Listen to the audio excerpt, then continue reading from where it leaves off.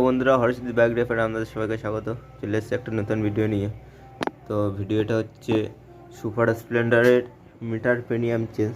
তো এই যে আমাদের মিটার পেনিয়াম, তো এটা খারাপ হলে আমাদের মিটার উঠবে না। আর এক মিটারের তারটা খারাপ হলে আমাদের মিটার উঠবে না। তো আমাদের মিটারের তার ভালো আছে, কিন্তু পেনিয়ামটা খারাপ হয়েছে। তো সেটাই আমরা চেঞ্জ করব, আপনাদের সাথে শেয়ার করব কীভাবে চেঞ্জ করছি। তো প্রথমে আমরা চাকাটা খুলে ড্রামটা বের করে নিয়েছি। এবার এই যে মিটার পেনিয়ামটা, এটা বের করব। একটা স্ক্রুড্রাইভার দিয়ে এরকম করে হালকা করে চাপ দেবো, দিলে বেরিয়ে যাবে। তো বেরিয়ে দেখতে পাচ্ছেন যে মিটার পেনিয়ামটা যে কত ক্ষয়ে গেছে। তো এতে কিছুই নেই, এটা ঘাট থাকে, কিচ্ছু নেই। এবং এই যে আরেকটা পেনিয়াম চাকার মধ্যে ঢুকে আছে, এটাও কত ক্ষয়ে গেছে। তো এটা হালকা করে স্ক্রুড্রাইভার দিয়ে এরকম চাপ দেবো, দিলে বেরিয়ে যাবে। এই যে এরকম কাত করে বেরিয়ে যাবে এই যে পেনিয়াম। তো এটা দেখতে পাচ্ছেন যে কতটা ক্ষয়ে গেছে। তো এই যে ক্ষয়ে গেছে এবং এর এক সাইডে ভেঙে গেছে। তো এই তিনটে জিনিসই আমরা নতুন লাগাবো। তো চলুন নতুন লাগিয়ে নিই। তো এই যে আমাদের নতুন পেনিয়াম সেট, আর এই যে আমাদের পুরনো পেনিয়াম সেট, এই যে। তো এটা চেঞ্জ করে এইটা নতুন লাগাবো।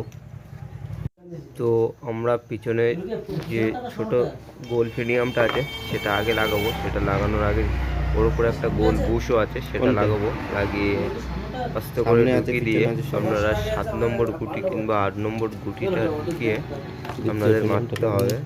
আগে ভালো স্প্রে দিয়ে বসিয়ে নেবো, গোল যে বুশটা আছে সেটা দিয়ে আমরা ঠিক 7 নম্বর নয় 8 নম্বর গুটি দিয়ে ঠিক যেভাবে মারছি সেইভাবে আপনারা মেরে পেনিয়ামটাকে ভালোভাবে ঠিকঠাক জায়গায় বসিয়ে নেবেন, না হলে কিন্তু পেনিয়াম ফলস করবে।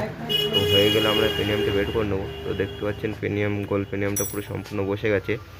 এবার যে বড় পেনিয়ামটা আছে ওতে ভালোভাবে গ্রিস দেবো, দিয়ে লাগিয়ে দেবো। গ্রিস না দিলে কিন্তু অতটা ভালো হবে না, কারণ গ্রিসটা স্লিপ করাবে ভালো। কারণ ওই দুটো প্লাস্টিকেই গাড়ি আপনার যত স্পিডেই চলবে ওটা তত স্পিডেই ঘুরবে। তার জন্য আমরা একটু গ্রিস দিয়ে নেবো, যাতে ভালো রকম স্লিপটা হয়। তো হয়ে গেছে গ্রিস লাগানো। এবার আমরা চাকাটা লাগিয়ে দেবো, দিয়ে আমরা ঘুরিয়ে দেখবো যে মিটার উঠছে কি না। তো লাগানোর সময় একটা জিনিস খেয়াল করতে হবে, এই চাকার ড্রামটা লাগানোর পরে চাকার অ্যাক্সেল ঢুকিয়ে দেওয়ার পরে নাট ফুল টাইট দেওয়ার আগে চাকা ঘুরিয়ে কিন্তু আমাদের নাটটাকে টাইট দিতে হবে।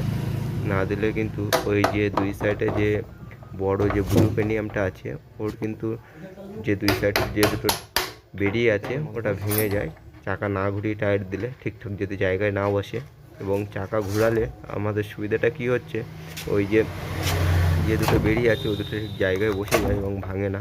তো আমরা ঠিক চাকা ঘুরিয়ে ওরকম করে টাইট দিয়ে নেবো ব্রেকটা চেপে।